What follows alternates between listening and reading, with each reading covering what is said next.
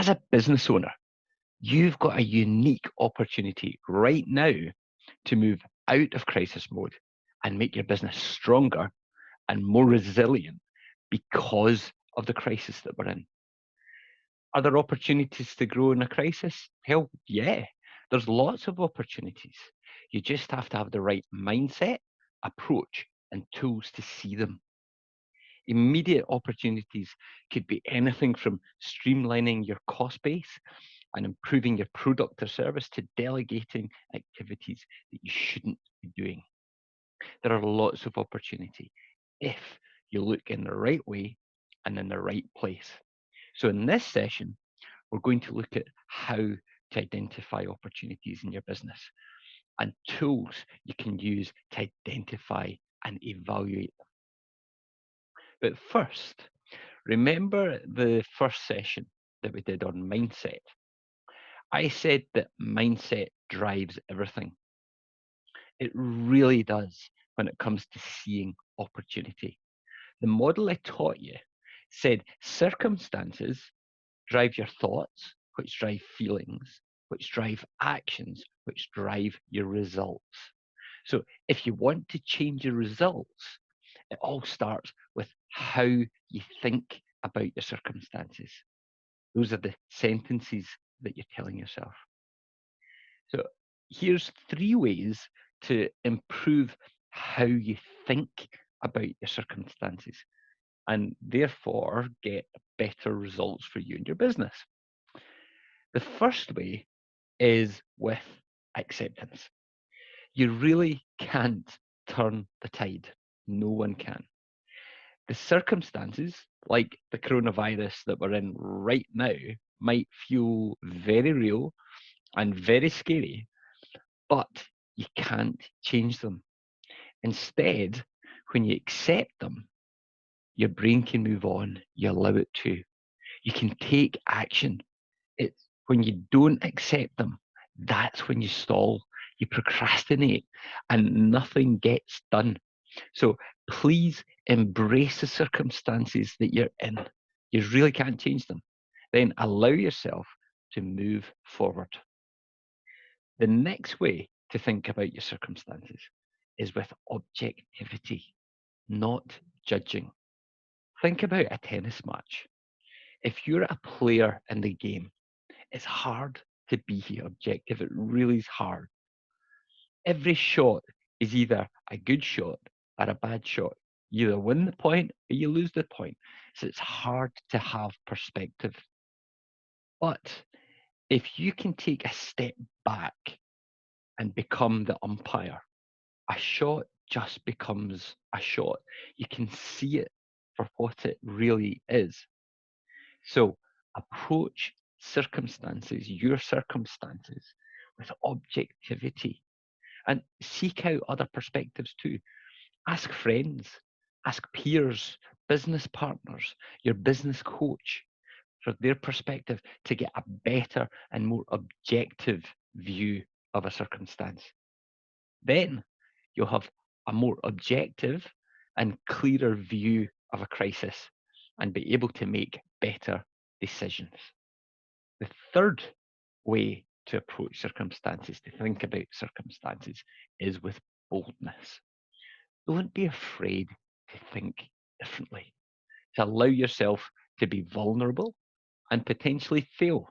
It's all too easy not to ask the hard questions, the challenging questions, when you're scared of what the answers might be. In a crisis, usually the only thing that's stopping me from moving forward in the right direction is me. So approach circumstances with acceptance, with objectivity, and with boldness. And even doing just those 3 things, I can guarantee that you'll probably be ahead of 80% of your competition. Right. So now you're thinking about circumstances in the right way. How do you identify the opportunities that are best for your business? Here is 4 different exercises that you can use to identify them. And all of them I've put on the resources for the course. So please download them, use them, adapt them, but most importantly, apply them to make your business better. First up is scenario planning. But what is scenario planning? The ancient Romans had a great expression for this, and I'm probably going to pronounce it wrong. Premeditatio malorum. It literally means the premeditation of evils and is basically asking you to anticipate, to look forward and see where the risks are or where the opportunities are, and then to decide what can you do to avoid it if it's a risk, or what can you do to ensure that it happens if it's an opportunity. Either way, your business will be stronger and better for it. How you would do it is to ask your business challenging what if questions, both positive and negative ones. So, for example, what if this crisis was over in 1 month? What if it wasn't over for 6 or 9 months? What if I introduced a valuable product next month?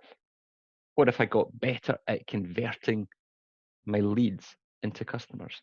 Ask lots of hard questions, as well as obvious and straightforward questions, I hasten to add. There's lots of different tools you can use to scenario plan. So rather than going over them all now, I wanted to introduce this concept to you and create a separate lesson, which I've done, it'll be the next one, to go over the how to in more detail to really help you go deep on this, because this is a great tool for you to identify your opportunities. So please do the scenario planning lesson. Your business will thank you for it. The second tool is what I call Lesson University.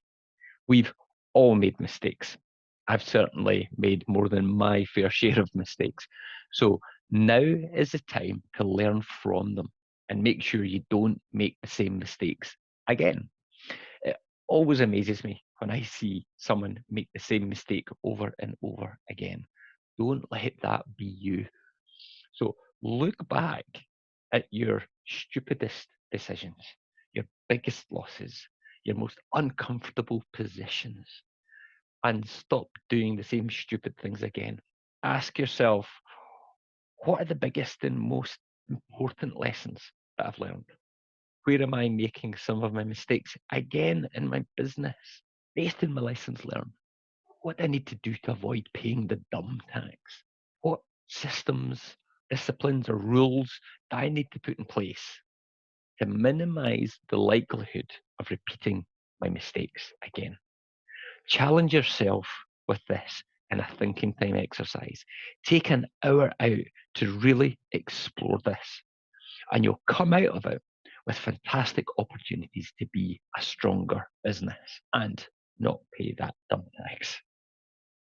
Now, let's flip your problems. One of my favorite sayings is the problem isn't the problem is how you think about the problem. There's two sides to every story, and your problems are just a story that you're telling yourself. You get to choose how you see those problems. Take an umbrella. Normal way up, it deflects the rain, but flip it upside down and it collects rain. There's two sides to it, just like there's two sides to everything. You could allow a problem to make your business weaker, or you could flip it into an opportunity and make your business stronger. I've put a tool onto the resources page for the course to walk you through a way of doing it. Simply put, identify all your problems, rank them, and then identify actions that will either resolve or improve every single one. By the end of it, you'll have a set of actions that will mitigate your risks and make your business more resilient.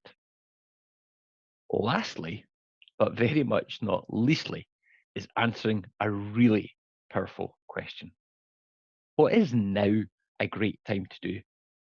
It's always easy to live in the moment and get stuck doing the doing, working in your business rather than on your business.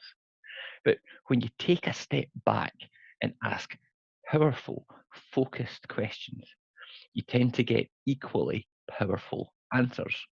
Answers that highlight great opportunities for your business to take advantage of now, not in 3 months' time, but now. So, in this thinking time exercise, ask your business powerful and challenging questions around what would now be the best time for.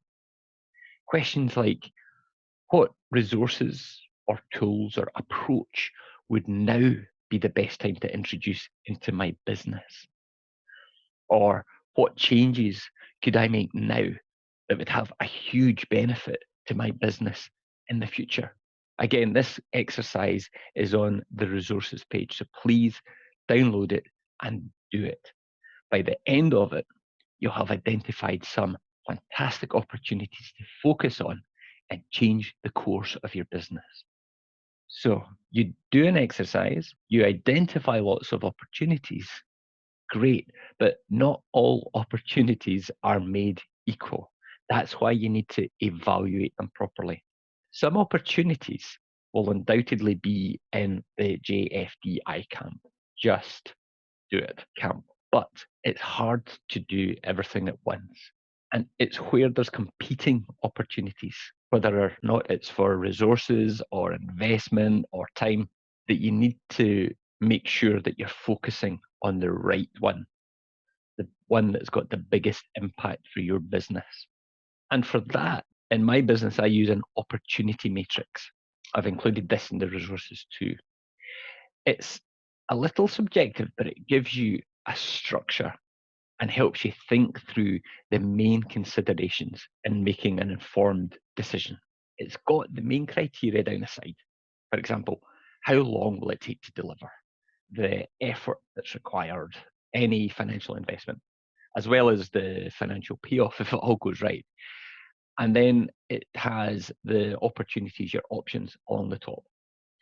And once you've completed it, you can rank each of your opportunities and then prioritize them into which ones you want to do now and which ones you want to do later. So please download it, adapt it for your business, and then make informed decisions. So now what? You know how to look at your circumstances, and I've given you tools to help you identify and evaluate them. Well, I really want to encourage you to just choose one exercise and do it really well. Then evaluate the opportunities you've identified from it and implement the ones that you want to focus on. And then once you've done that, once you've got them implemented, then choose another exercise and rinse and repeat, rinse and repeat.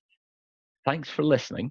I hope you find this really useful and you've got some real tangible actions and ideas that you can take and implement in your business. Please download and do those exercises. Your business will thank you for it. If you want to go deeper on any of these ideas, please reach out to me. You could do it on live chat on the website or book a strategy call where we can look closer at your business and where your opportunities lie. Okay, I'll see you in the next lesson on nailing scenario planning.